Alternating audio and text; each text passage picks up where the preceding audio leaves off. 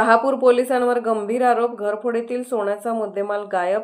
वडगाव घरफोडी प्रकरणाच्या तपासादरम्यान शहापूर पोलिसांच्या कारभारावर गंभीर प्रश्नचिन्ह निर्माण झाले असून जप्त केलेल्या सोन्याचा मुद्देमाल परस्पर स्वतःच्या फायद्यासाठी वापरल्याचा धक्कादायक आरोप पुढे आला आहे.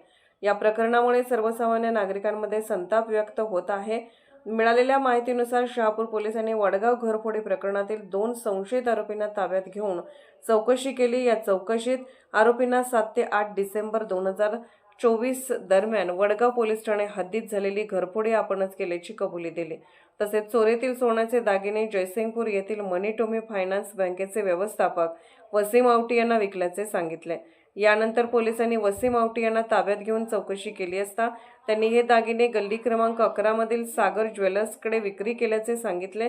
त्यामुळे 7 डिसेंबर 2025 रोजी शहापूर पोलिसांनी सागर ज्वेलर्सचे अरविंद कांडेसार व सागर कांडेसार यांना चौकशीसाठी ताब्यात घेतले. यावेळी अरविंद कांडेसार यांनी केवळ 30 ग्रॅम सोने घेतल्याचे सांगितले. मात्र पोलिसांनी 300 ग्रॅम सोने घेतल्याचा आरोप करत त्यांच्यावर गुन्हे दाखल करण्याची व मोक्का कारवाईची धमकी दिल्याचे कांडेसार यांनी तक्रारीत नमूद केले. या दबावाखाली कांडेसार यांनी 9 डिसेंबर 2025 रोजी सुमारे 12.5 तोळे सोन्याची लगड पोलिसांना दिल्याचे सांगितले.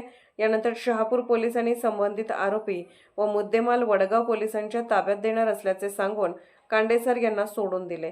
मात्र 2 फेब्रुवारी 2026 रोजी वडगाव पोलिसांनी कांडेसार यांच्याकडे चौकशीसाठी संपर्क साधला असता हा प्रकार उघडकीस आला. शहापूर पोलिसांकडे विचारणा केली असता त्यांनी कोणताही मुद्देमाल जप्त केला नसल्याचे सांगत उडवाउडवीची उत्तरे दिली. यावेळी शहापूर पोलिसांनी घेतलेले सोने परस्पर वापरल्याचा संशय बळावला आहे. या प्रकरणी अरविंद कांडेसार यांनी इचलकरंजी येथील अपर पोलीस अधीक्षक तसेच कोल्हापूर परिक्षेत्राचे विशेष पोलीस महानिरीक्षक पोलीस अधीक्षक यांच्याकडे लेखी तक्रार दाखल केली आहे.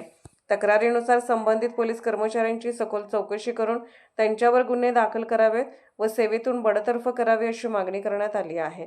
दरम्यान जनतेला न्याय देणारे जर अन्याय करत असतील तर पोलीस प्रशासनावरील विश्वास डळमळीत होईल अशा तीव्र प्रतिक्रिया नागरिकांमधून उमटत आहेत. Bureau report SR news 24 Shahapur.